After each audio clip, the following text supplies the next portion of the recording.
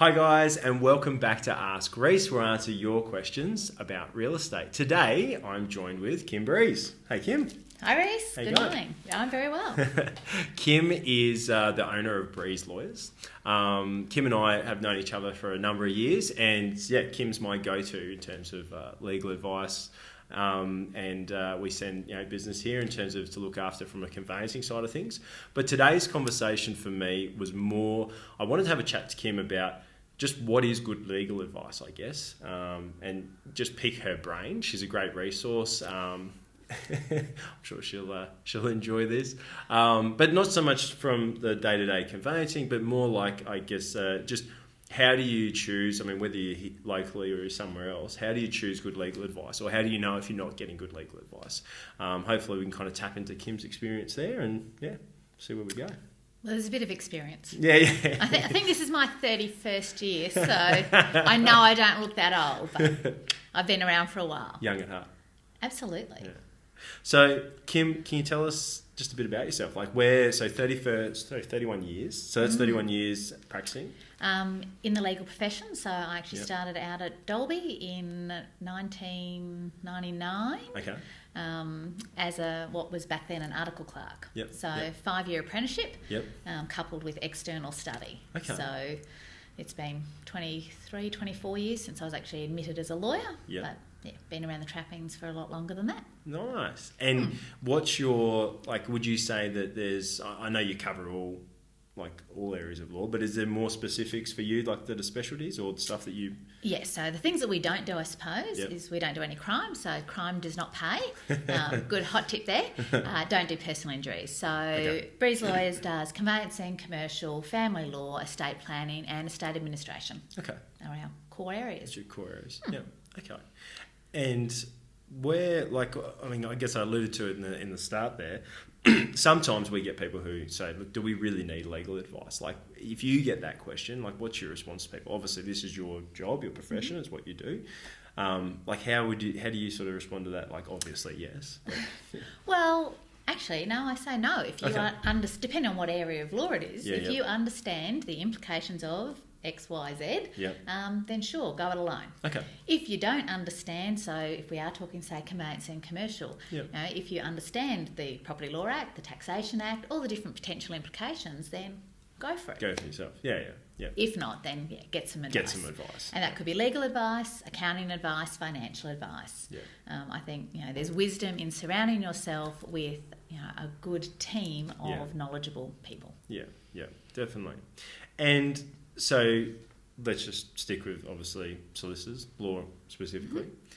How do you, for someone who hasn't had, experience or hasn't had an exposure, maybe they don't have a contact or they haven't been referred to someone, which is quite common how we come across people. Absolutely.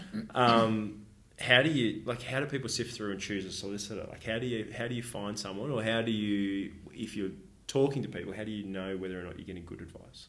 So obviously word of mouth referrals, someone that you already know and trust is a great place to start. These days of social media, you see it all the time, people asking for recommendations on Facebook, etc. So that's not a bad place to start, and then go and do your research. Okay. So go and check out the websites, check out the Google reviews, see what other people are saying about them on Facebook reviews, etc. Get a real feel for not just one person's opinion, but, what are the majority of people saying? What's their experience is probably a really great place to start and unbiased. Yeah. Okay, that's good. So let's go to something more specific. Obviously, I deal with property contracts, sale contracts. You deal with contracts of all manner of description, whether it's legally binding agreements. Yes. What's your best advice? So say you've got someone who's considering a contract.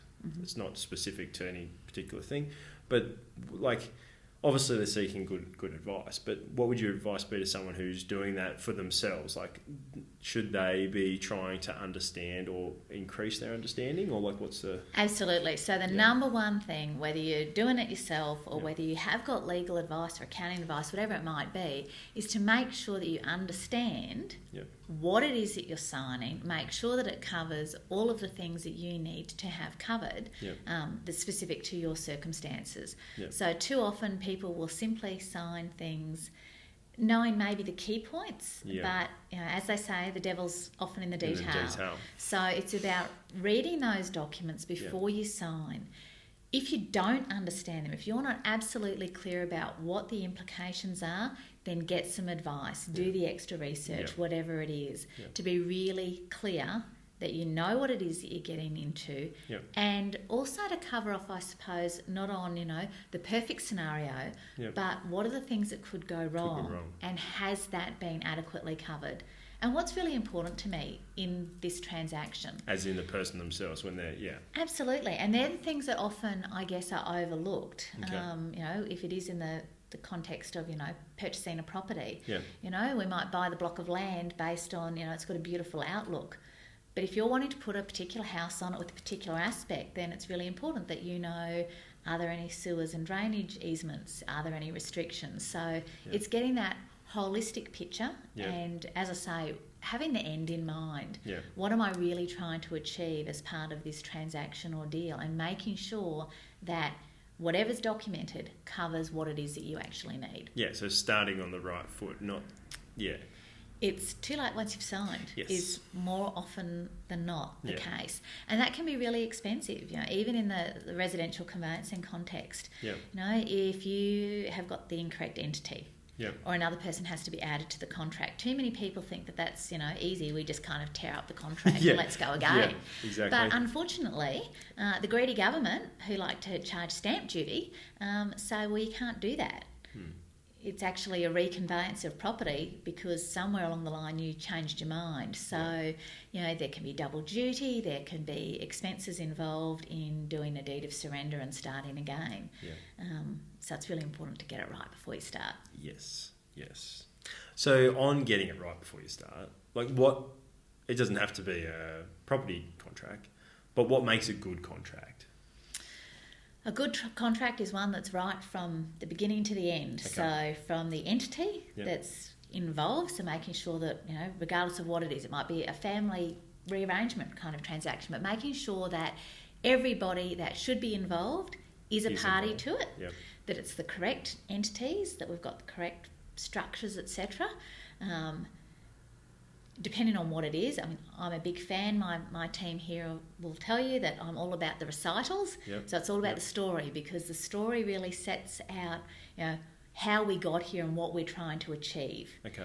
And from there, we can make sure that the body of the agreement covers everything that we need. So whether that is a contract for purchase of something, whether it's a family rearrangement, whether it's a family law, how we're splitting things, knowing how we got here and what's important and what we're trying to achieve then flows into what our content is, and making sure that we have actually got all of our content correct, right through to is it executed and dated correctly, properly witnessed and enforceable, depending on what the nature of the document is.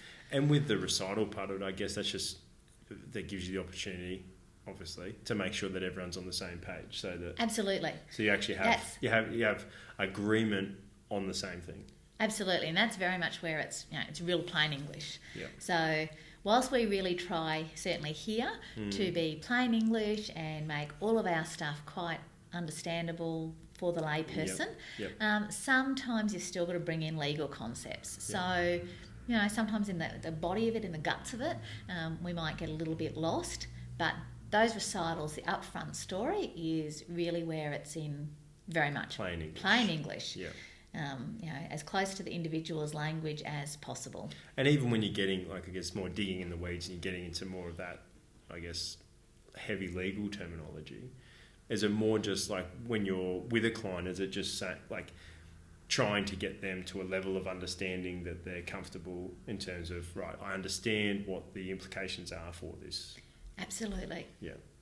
And as I said before, not just the implications if it all goes smoothly, but the implications when things don't always go as we planned. And that can be all manner of things. From, finances not quite being what they ought to be, to relationship breakdowns, to death, incapacity. There's a whole range of things that can impact all kinds of legal transactions. Okay. And we've spoken about a few mistakes there that people make, but is there any other common mistakes that people make that you sort of could be easily avoided? Look, probably the most common thing is trusting people. Okay. And it's really sad to think that, As in someone, the mistake being that they did trust someone. that we do it on a handshake. Yeah, okay. Unfortunately, even with best intentions, and I guess I see it a lot at the moment with family transactions, Yes. related party transactions, where, either we have done it on a handshake, trusting that people will always Honour do their the right word. thing. Yeah. And then sometimes it's a lack of integrity or bad judgment, but other times it's just that there's circumstances have arisen that we didn't changed. Absolutely. And then, where we believe we're on that same page, suddenly people have very different views about, what was agreed to, what was intended. Yeah. So, the top tip is, while everything is agreeable and we are on the same page, that's when we document it. Yes. And, in getting it documented, if you go and get some great legal advice around that, we're also going to cover off at that point on the things that you probably haven't thought about. Okay. No one wants to think about, well, what happens if a party to the transaction dies, is incapacitated, a relationship breaks down, all sorts of things that can change the dynamics. And having an advisor that can guide you through that process, talk about, what's the elephant on the table, and give you really constructive ways to work through that. Yeah, and allow for that. Absolutely. Or as best you can. Absolutely. Yeah. So that, at the beginning, we already know what, the likely outcomes are, of a whole lot of different scenarios. Yeah, whether it be what you're intending or if it's you get a curveball. Absolutely. Yeah, there's something there to allow for it, so to speak. And for most scenarios that people will find themselves in, there is more than one potential answer to it. Yes. So it's about finding the right solution for that to meet the individual circumstances. Yeah, whatever the legal issue is. Yeah. And finally, I guess I always like to see, because I think that's fantastic, thank you. But obviously the legal profession itself is an old profession. Yes. I'm always curious to know, what's the next thing, what's coming. Do you have any predictions for the future? Is there anything on the horizon that you're seeing that could change the legal space in the next 10 years? Absolutely. Yeah. A lot of bots and automation stuff. So this is an area that I am looking at and exploring at the moment, and I've got to say with a little bit of trepidation. So we already identified that I've been doing this for 3 decades. So in some respects, I guess I'm a little bit still old school insofar as service and stuff is concerned. Yes. I'm big on building relationships, those sorts of things. And I kind of balk when it's all about automation and, bots and that sort of stuff, because I'm like, where does that come in? Well... or how do they do what we do well? Exactly, because I think the value that I give to my clients is not in doing the transaction. Yes. People will come in all the time and say, I'm here to do X. And when you actually start talking to them about what it is that they're trying to achieve and what the background is, often X that they think they need is not actually the best solution. And that's where I can, generate, here's some different options for you that you probably haven't thought about. Yeah. Because, hey, you're not a lawyer, so you shouldn't be thinking about these things. Yeah. This is what I do. and this whole space of using legal bots to automate stuff, I'm kind of going, there's some risks. And I actually rang Queensland Law Society the other day to have a chat to our ethics committee members about it. Going, look, I'm exploring this because it's, there's a few products. It's coming through. And how does that fit? What are your concerns about it? And I guess scarily enough, they didn't have huge concerns. And they're saying, this is what the millennials want. So if it's what the millennials want, I guess it's what we're going to have to start giving the millennials. So, but really picking, I suppose, the services. So we already have here a system where you can start a family law process online. Okay. So you can do that, 24/7. You can jump on, you can start getting some information, you can start pre-filling some data that will help you get some advice then when you start with this. So that's all fine and dandy when it's kind of just data collection and then giving kind of some generic information. Yeah. The next step though is then the automation of of documents. So that's where these bots are coming in. They're literally taking, say, that surface entry level stuff, and they're importing it into actual legal documents. Absolutely. It's that little chat box that pops up. To me, I find them really annoying, but I'm not a millennial, so I'd rather talk to a real person. Yep. But we might certainly in the coming months, because it is something on my horizon, for things that are more basic, I suppose, transactional in nature. So, rather than having to take time off work, come in, see a lawyer to give instructions for a simple will, then come back another time to sign it up, those products are probably going to be available sooner rather than later online, where you can chat to our little legal bot, and it will ask you a whole series of questions and take you through, what hopefully is what you need, but with enough safeguards in place where if you give specific answers to some of our questions, that will go, actually, Rhyce, this isn't for you. You need a tailored option versus a absolutely pro forma. So that's, I think, the way of the future for, I guess, the more generic kind of transactions. So quicker delivery, cheaper product, and really accessible. My conversations have been around, am I going to be made redundant? And I have decided that probably not in what's left of my legal career. I'm probably going to be kicking around doing this for another 20 years or so. But, I'm probably blessed in that we are in Toowoomba. Yes. So big rural town, really. And I think people here do still value good client service, and for the most part, rural people coming in, etc., still actually want to talk to a human, not necessarily bots. So you think like that? Just on that point, so do you think you could see a larger take up of this in certain demographics and areas, whereas somewhere like Toowoomba, you could see maybe still an element of it, absolutely, but less than maybe some other areas? I think so. Okay. That makes sense. So I think that's probably one of the big changes, because realistically, not a whole lot else has probably changed in the law in 30 years. We have reforms in different things, and RIQ like changing our contracts to keep us on our toes, and family things law evolve, reform. but they don't really. There's not been any. That's what I was curious to ask, because I just thought it'd be a good one that. I wasn't expecting that. That was interesting. It'll be interesting to see how that comes through, and I mean, hey, maybe that has some implications for us as well, possibly from big property transactions, especially more basic level, I guess, being literally just transactional in nature.